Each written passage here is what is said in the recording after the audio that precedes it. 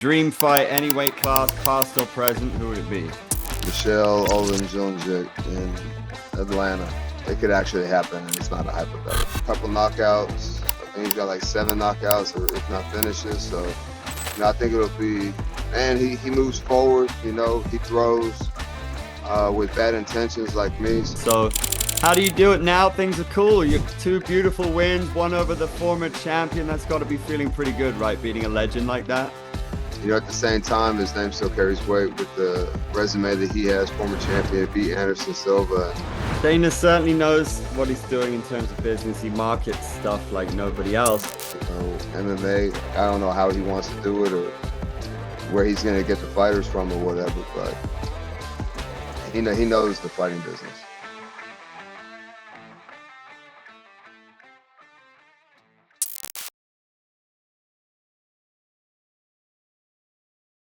Yes, ladies and gentlemen, a very warm welcome to Eryk Anders, OG of the UFC, your boy in the house. Good to see you, Eryk. You've been traveling around the world doing all sorts of stuff. You seem to lead a very adventurous life, from acting, fighting in the UFC for years, beating some of the best in the world. What have you been up to? Man, just doing exactly that, doing a little bit of traveling in between fights, but hopefully we can lock something down here pretty soon that'll keep me home for a little bit training. So we'll see what happens. You got some exciting news to announce soon? Nah, but Atlanta's right down the road. They go there June 15th or June 14th or something like that. So it's about 2 hours, 2.5 hours from my house. So it'd be good. It's about as close to home as I'm gonna get. So I would love to fight there. So This is such we'll a see if the stars align. such a unique sport compared to any other sport. I know that in every sport you lose, right? But in this sport, losing probably feels deeper than in other sports, and winning probably feels unbelievable, right? So how do you do it now? Things are cool. You have 2 beautiful wins, one over the former champion. That's got to be feeling pretty good, right? Beating a legend like that. Yeah, realistically, obviously he's a shadow of his former self, but at the same time, his name still carries weight with the resume that he has. Former champion, beat Anderson Silva, and I went out there and finished him. So that feels good. Nice little feather on my cap. To beat a former champion, regardless of where they're at in their career. So super stoked about that, and looking to keep the momentum going with the next one. Do you feel like you got a nice balance in your career? I feel like maybe that when you're early in your career, there's this idea that when you win, the phone doesn't stop ringing, everyone's cool to you, they want to know, and then you lose and everybody goes quiet. Have you ever experienced anything like that, or is it now more balanced for you? No, every single rep. I have. When I beat Weidman, I literally had 400 text messages. And a bunch of missed calls, a bunch of DMs. Things like that. I guess the last person I lost to was Barrio. When I lost to him, I had like 10 text messages, and they were from my brothers and sisters, my mom. You know what I mean? So it is what it is. I think it's something I've learned as I've gotten older and grown in the sport, that it's up to you to decipher who the real ones are and who isn't, who's just a fan and who's a fair weather fan. And you're only your friend when you win, and you'll see who the real ones are whenever you lose or go through a hard time or whatever. What's your philosophy on the game right now? What do you want to achieve? What gets you up in the morning? You're the same age as me. How many years you got left? What are you trying to achieve in the rest of your time in the octagon? Well, I got 2 fights left. I want to go out on wins. And discipline is what gets me up in the morning to go train. I would be training right now, but your boy got staph infection right now, so I can't be on the mat or whatever. So I got to find something else to occupy my time and whatnot. So that's just kind of where we're at right now. Probably in a few days I'll be back on the mat, but that phone could ring at any time. I fought on 6 days notice. I fought on 6 weeks notice. So like I said, I'm trying to get on that Atlanta card. So I'm gonna start preparing as though I am fighting in Atlanta. So we'll see. Where did your boy come from? Because I gotta say I love it when Bruce like when Bruce says your name, it just sounds funny coming from like an older white gentleman in a suit like that. You know what I mean? But I think when Bruce Buffer says anything, it has a little ring to it. He just has that voice. But when I first started, it's just kind of the way I talk. I say, hey, come help your boy out. Let your boy borrow $5. Your boy, your boy, your boy, your boy, your boy. And my roommate at the time, Matt Elkins, just started calling me that, and it just kind of stuck. And I'm glad that it did because like it resonates with a lot of people, and a lot of people like it. So it just kind of helps you be more noticeable and more popular, I think. I walk through the hotel of a casino, and people will be like, "Your boy," so it's cool. Nice. So having experienced the highs and lows of this sport, it looks like you've retired, Weidman. How does that a strange feeling for you? Not really. He didn't even retire. He just stopped fighting in the UFC. He's gonna fight in the GFL, or I think is what it's called. So What's going on yeah, with that, man? Like it seemed promising. Where did they get all this money for all these guys? A lot of legends, but older. Like what's the deal in your opinion? unless they're coming with the bag, everything has a price. But whenever I'm done with MMA, I want to be done with MMA. I don't want to, be one of these guys that they retire, but then their money isn't right, or they're still kind of half in, kind of half out, and then they come back, and now you got to fight. You haven't trained or whatever in a while, and you want to come back and fight, but you kind of forcing yourself to do it, not doing it for the right reasons, and then you go out there and get thrashed. And you know, I can want to fight and still train and be motivated and still get thrashed. You know what I mean? So I don't. I just once I'm done, I'm done. I don't want to have to come back and forth and things like that. So, but also at the same time, everything's got a price. They come with the right bag, then you know I'll jump in. So, but I don't know what's up with them. I got a few friends that are fighting for them, but I guess the sponsor didn't come through or something, and so they had to cancel a few shows. But yeah, that's never a good look for an up and coming promotion, especially when you got guys like Yo Romero, Luke Rockhold, Chris Weidman, Fabricio Verdun. All these former champions to big names, um, and now you can't pay them or even have the event. So. Um, for the next turnaround, like who's going to want to sign because you're not a reliable promotion. Is there anybody, if you say you got two fights left, are you just looking for something that excites you? You just fought a legend and former champion. Is that what you're looking for? Is there anyone on your list who you just thought it's about time? Not really. A fight is a fight. I'm gonna approach it the same. And for me, beating Rafael Natal was just as important as beating Chris Weidman. You know, so I don't know that Michał Oleksiejczuk or the Polish guy who just fought this past weekend. He looked good. He's just fresh on my mind because I saw him fight this weekend. So he's had a few fights in the UFC, a couple knockouts. I think he's got like 7 knockouts, or if not finishes. So I think it'll be. And he moves forward. He throws with bad intentions like me. So I think for like the fans, that's what excites me. What excites the fans is what excites me. So he's also a southpaw, so two lefties who march forward. I think that would definitely excite the fans. So that excites me.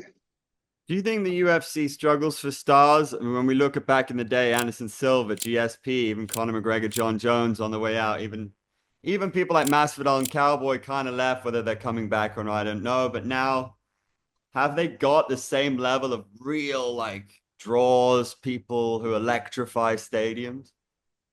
Yeah, I think so. That Patty Pimblett kid is super popular.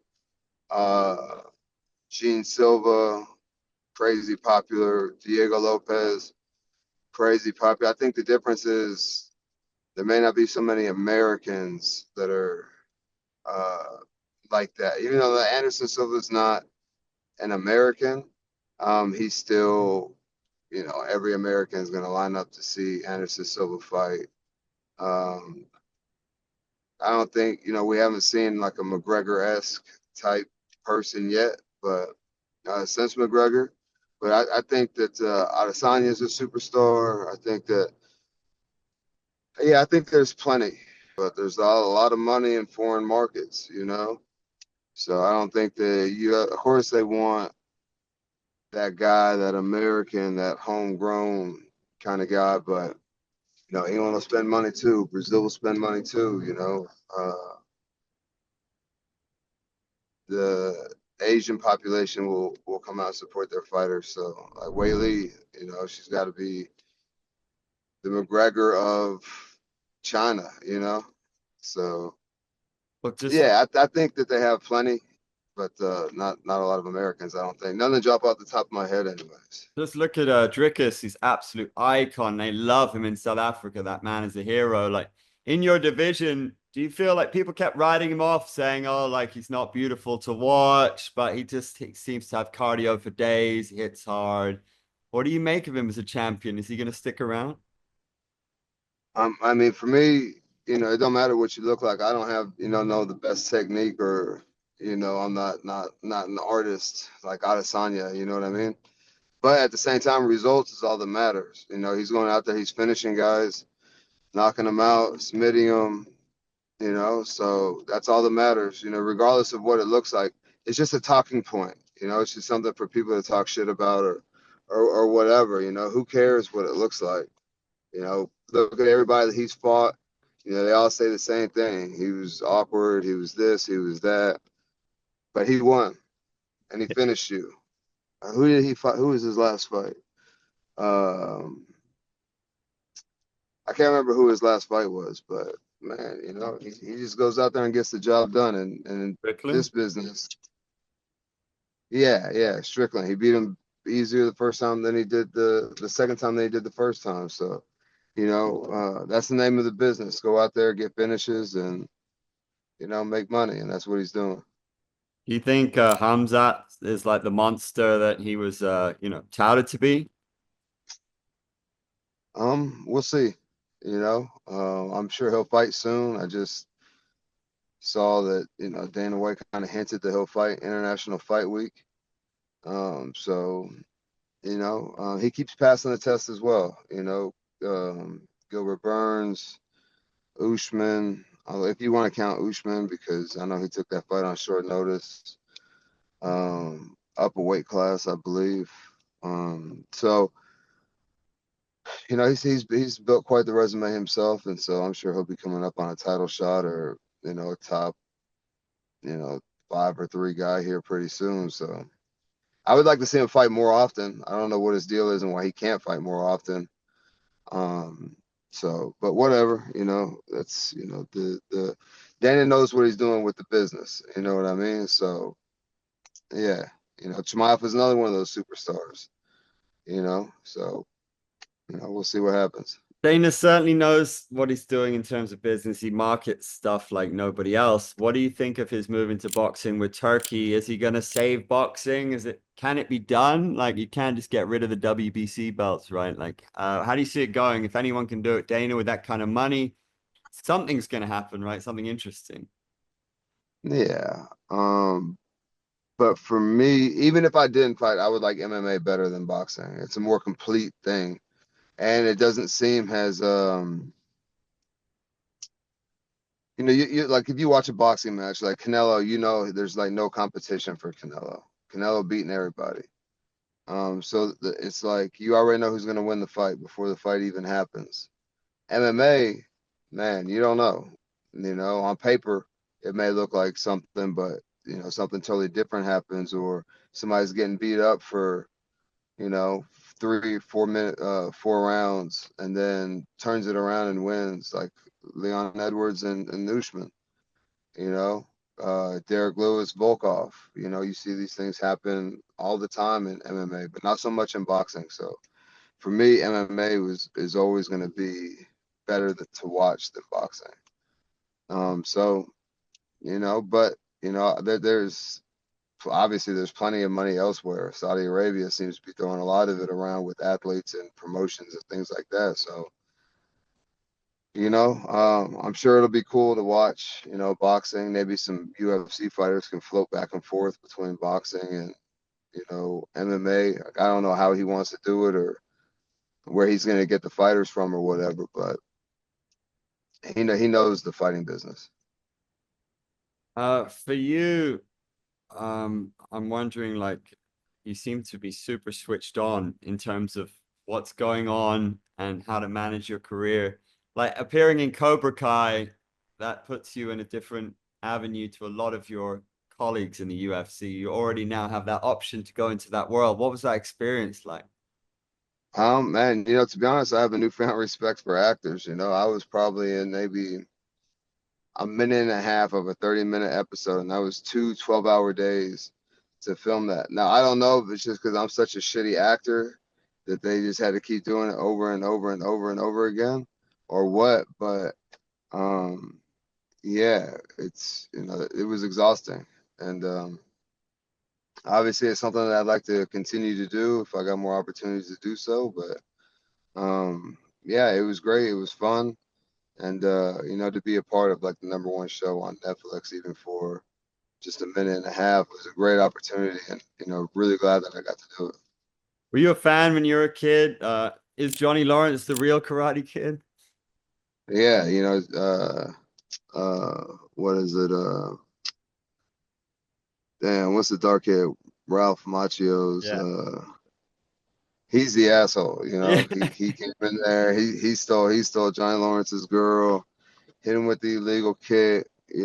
So I think Johnny Lawrence is just a little misunderstood.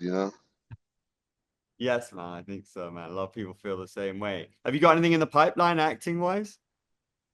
I don't. But again, just like fighting, the phone can ring whenever. So, um, again, it's something I'd like to pursue, and I'm never gonna say no. I like opportunities and challenges, and I'm always ready for them. So, whenever that happens again, I'll be down.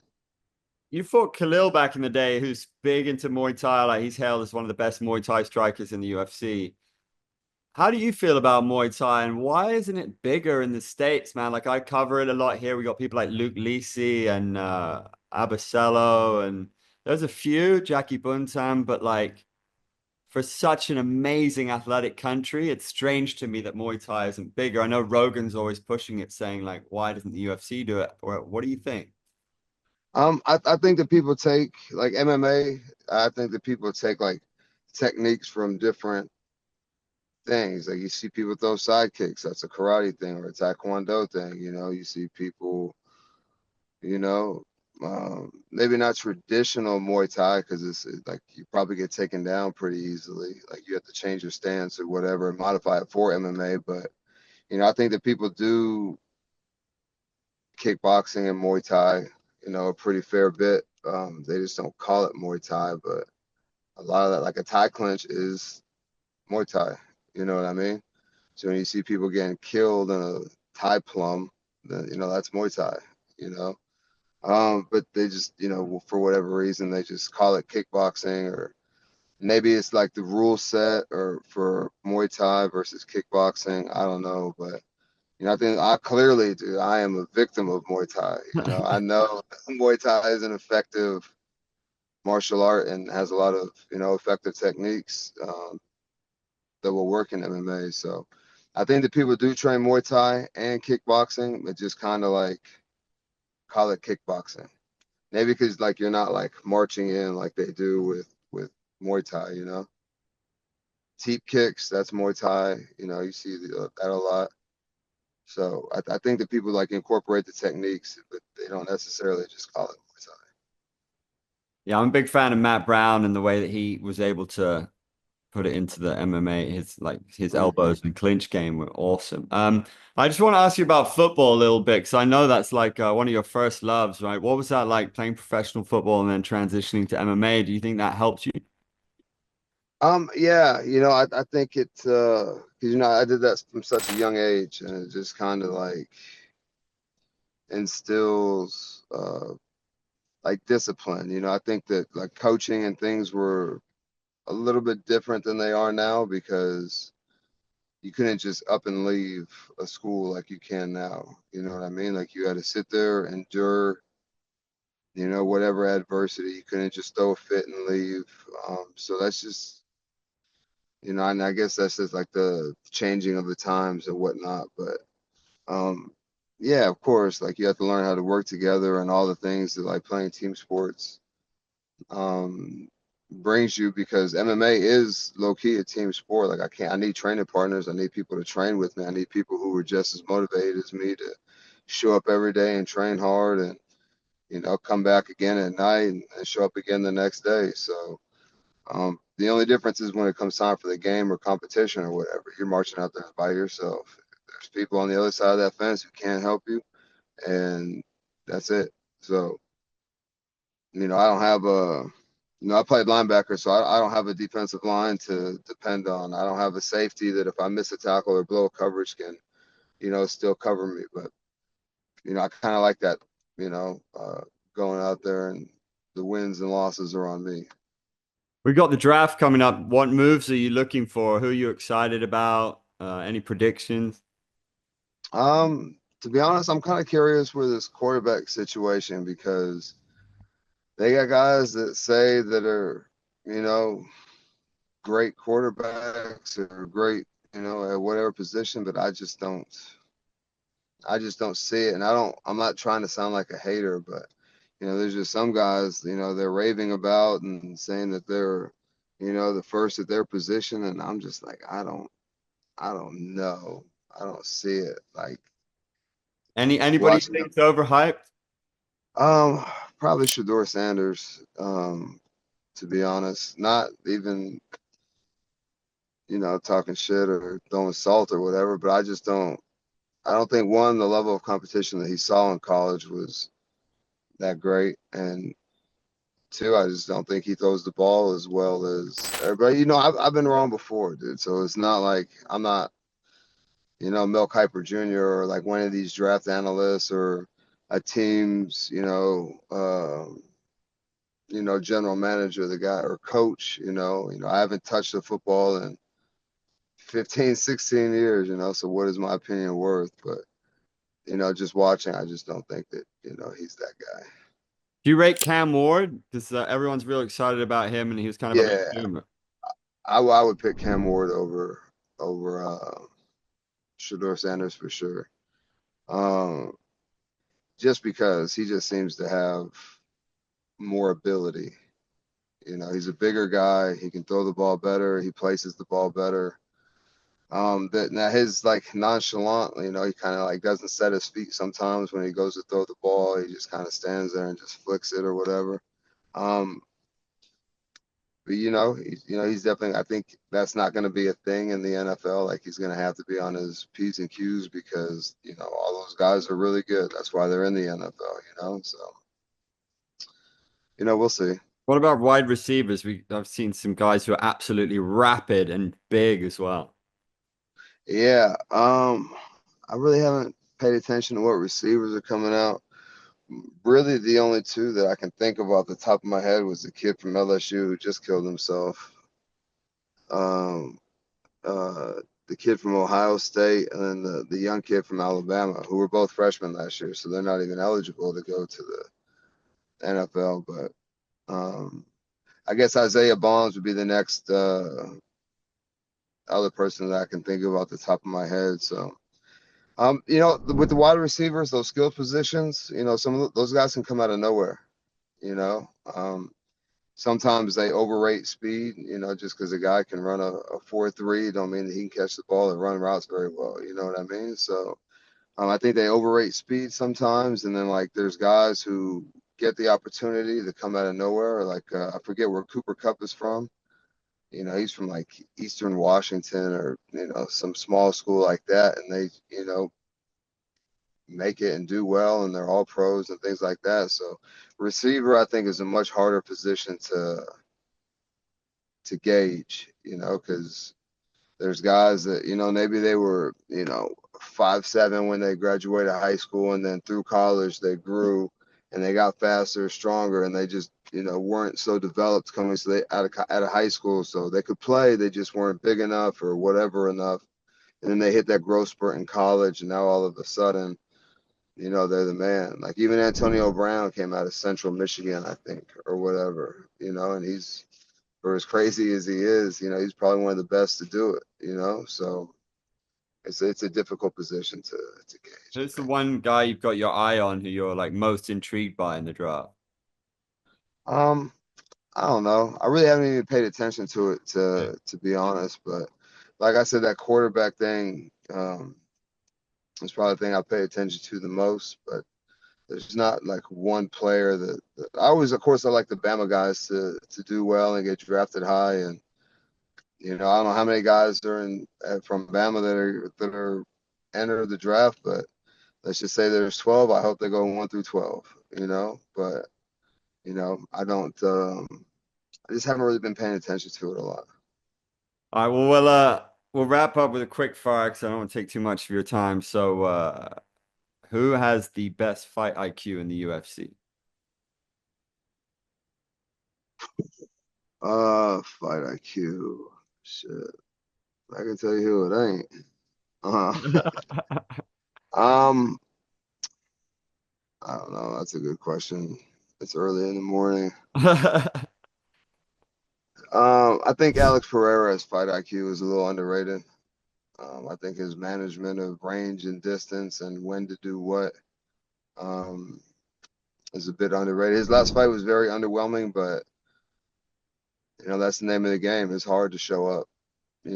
Every single time he's fought so often that the chances of him dropping one go higher and higher when you're fighting.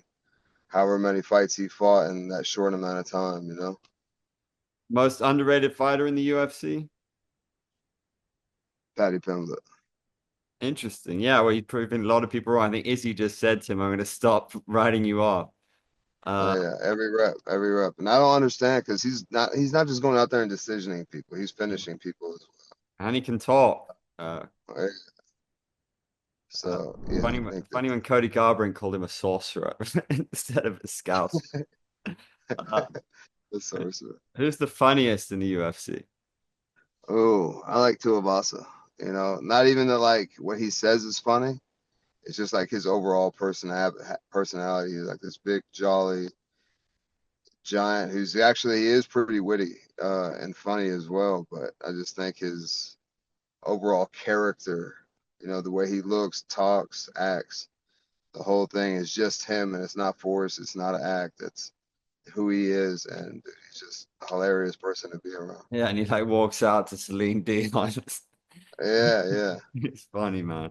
Um, and who would you most like to go for dinner with in the UFC?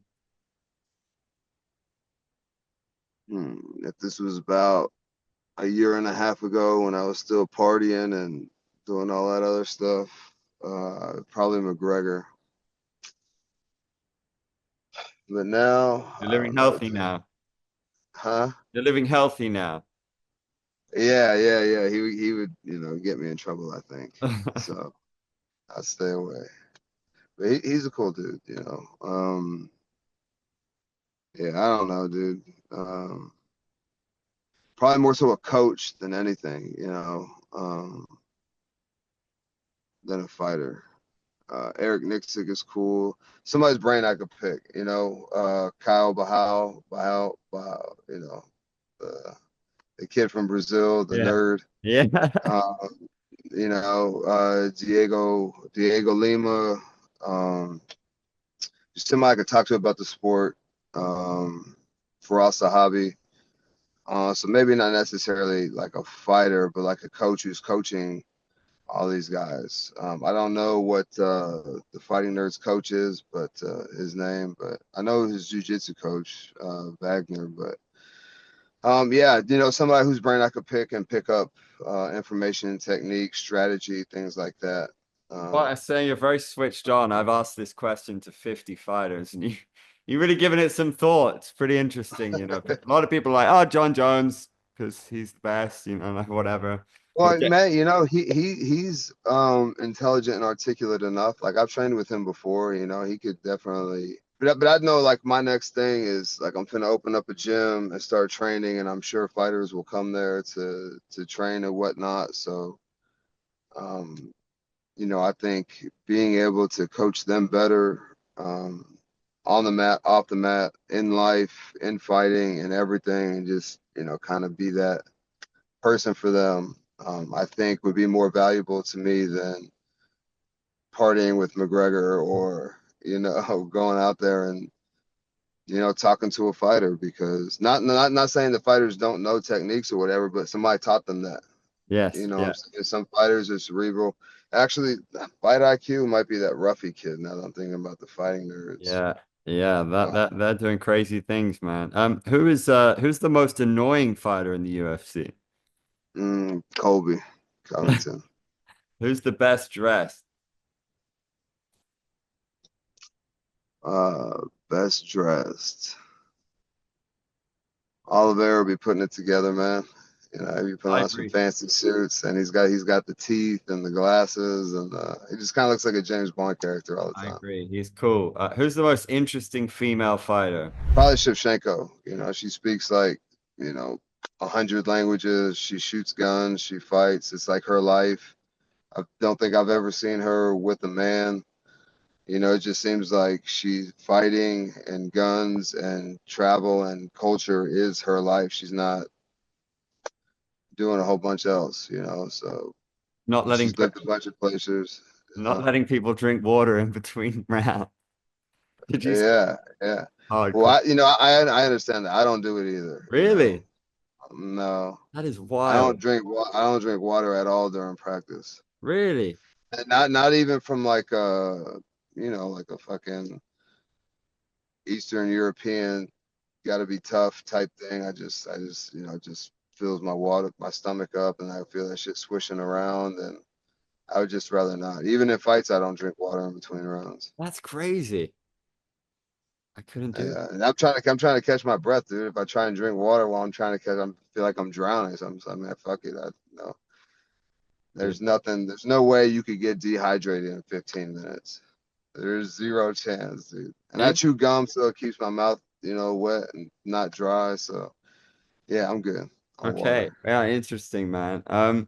If you could have one fighter by your side in a street fight, who would it be? Shit, Roundtree's not a bad option. He's flatlining anybody. Uh, yeah. Yeah. I'll take Roundtree, man. Did you guys train together after you fought? Before we fought, but Really? you know, a big bald-headed black guy with abs and tattoos, people are not probably gonna try and fuck with him to begin with. So just him walking around with you, is probably gonna deter a lot of people from even doing that. And if it does turn into a street fight, he's gonna knock somebody out, and then the rest of them are gonna scatter. So, you know, He's an yeah, interesting guy, isn't he? Like kind of softly spoken. He likes skating and singing heavy metal. Like, he's like a yeah. He's also a super interesting person. Been through a lot of adversity at a young age. I believe his dad was shot and killed, and um, you know, does all that. Used to be obese, lost a lot of weight, and now he beats people's ass for a living. So he's had a pretty interesting life. who's the best for you? You're a GSP guy, John Jones, Hamzat. Yeah, I don't think you can even. I don't understand the argument, to be honest, because who's beat more former champions and finished more former champions than John Jones? He's had a shit ton of title defenses, double digits for sure. I think it's like 13 or 14 or something like that. Two division champ, defended the second belt. Um, so yeah, it's crazy to even try to put anybody else in the conversation. Habib's cool, like I understand, undefeated, but compare his resume to John Jones' resume. It's not even the same. I think when you put Close. it like that, that's it, right? I think DJ as a martial artist, though, is pretty interesting. It's just I flyweights. mean, okay, who has better technique? Demetrius Johnson probably has the best technique out of all of them, but he's 125 pounds. Of course, smaller guys are going to have better technique, better cardio, fight faster, have to think faster, do more than bigger guys. But at the end of the day, for me, it's like wins, losses, and resume. You Yeah. know, the 125 division wasn't nowhere as deep. And again, I love Mighty Mouse. I think he's number 2. You know, but the division wasn't as deep as it is now. And John Jones ran through all the legends: Machida, Rashad Evans, Rampage, everybody at 205. Gustafson twice. The first Everybody. Gus fight is my favorite fight ever. It's amazing. Yeah, it was really close. I remember watching that fight in a bar and thinking that Gus might have got the dub, but you know, that's the thing, dude. John Jones is gonna find a way, dude. You Yeah. know. And And then the second allegedly time, after a night out as well. yeah, you know what I mean? And then the second fight, you know, submitted him in the first or second round. Yeah, You crazy. know. All right, so I got two more before we call it. I forgot to ask you, Drickers versus Hamzat, who wins and why? I think, I think Hamza in that first round is gonna be hell for anybody. But I think as the fight goes on, I think it favors Drickus more. You know, I think after he got his nose fixed. And it's the thing about Drickus, dude. He be playing possum, I think. You know, he'll be over there. You'll see, he'll be breathing hard in the middle of the round, but then he'll go. You know, I don't think he's as tired as he lets on to believe. So he kind of makes you feel comfortable. Okay, I can take a break. He's tired. He's gonna catch his breath, and then he runs at you with those ones and twos. You know, so I think Hamza is hell for anybody um, in that first round. But like, even if you look at Gilbert Burns, like, he fucked Gilbert Burns up the first round, and then Gilbert Burns was able to, come back. So he didn't win the fight, but he could have won the fight. Um, so I think the longer the fight goes, it favors Drickus. Last one then, dream fight, any weight class, past or present, who would it be?